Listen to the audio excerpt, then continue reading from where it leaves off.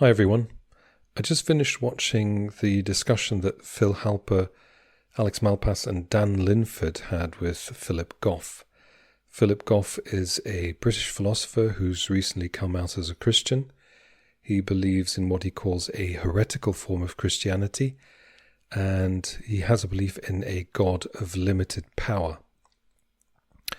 As part of his presentation at the beginning of the video, he goes into why he believes what he believes, and he also mentions why he thinks the best naturalistic explanation is not satisfying to him.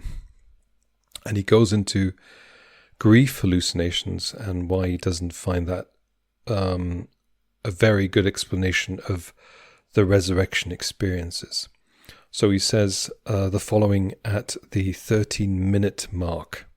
Let me just play that to you. Spend decades vigorously defending this conviction against violent opposition. I think the best naturalistic explanation of this is that Peter and Mary Magdalene had grief hallucinations, and then some kind of groupthink caused others to hallucinate something similar. But I think this is I think it's the best naturalistic explanation, but it's a little bit of an unsatisfying explanation for various reasons. Grief hallucinations are quite common.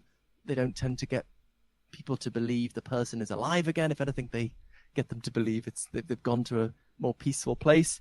It's hard to make sense.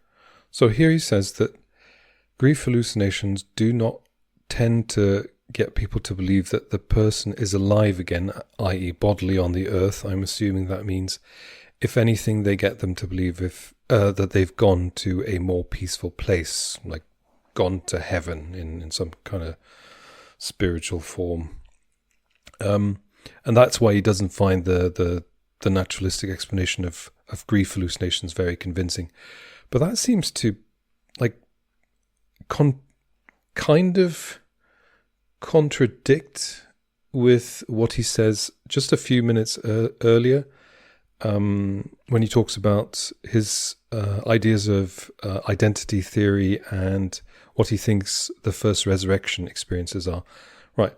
So at the 9-minute 36 seconds mark, he explains his views on what he calls the identity theory, which is the idea that the resurrection and ascension are actually the same moment, right? There is no 40 days of Jesus walking amongst his followers on planet Earth.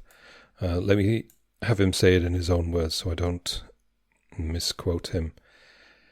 Here, I'll play it from... So it's 9:36, but I'll just start it a couple of minutes early. Or a couple of seconds early, I mean. God can't stop it, but if God can raise people from the dead, it's like, why don't you do that more often, God? Could, prevent a lot of pain here. Okay, so I'm influenced very much here by the work of Dale Allison, and in the light of that, my proposal is what I call the identity theory, that the resurrection and the ascension are the same event. So we're rejecting what we see in Luke's gospel, the more familiar idea that Jesus rises again, hangs around for a bit, and then floats up to heaven.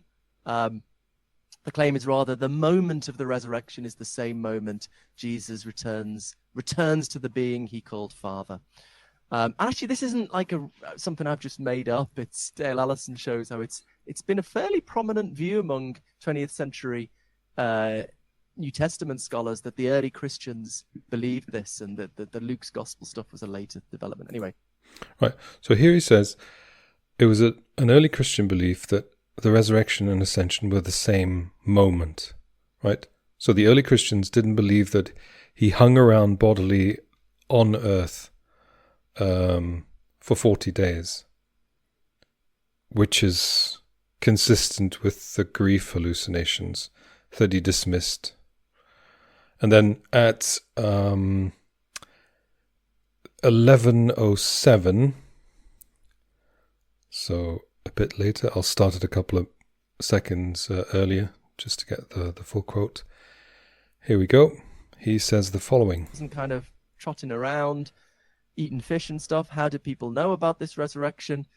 Well, here I adopt the view that the first resurrection experiences were visionary experiences, maybe a little bit like how we think of Paul's experience on the road to Damascus. So I think we should think of the first Easter Sunday as, the early Christians, first Mary Magdalene and then Peter and then the disciple getting thrown to the ground and having these wild visions.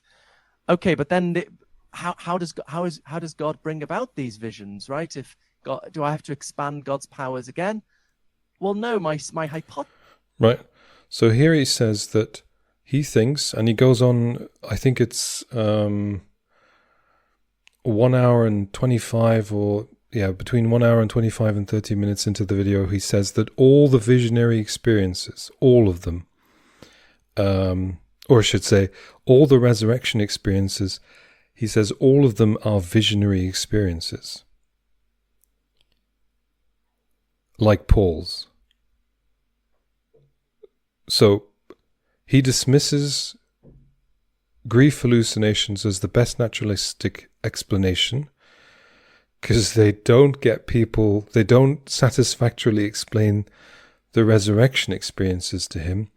But he himself thinks and says he has good reasons to think that the early Christians thought that the resurrection and the ascension are the same moment. So Jesus didn't walk around bodily on the planet, and that the early resurrection experiences were all visionary, which is completely consistent with grief hallucinations. So I'm not sure what he's on about when he says he would put the grief hallucination explanation below what he himself thinks is the best. I don't get it. It doesn't make any sense to me. What do you think?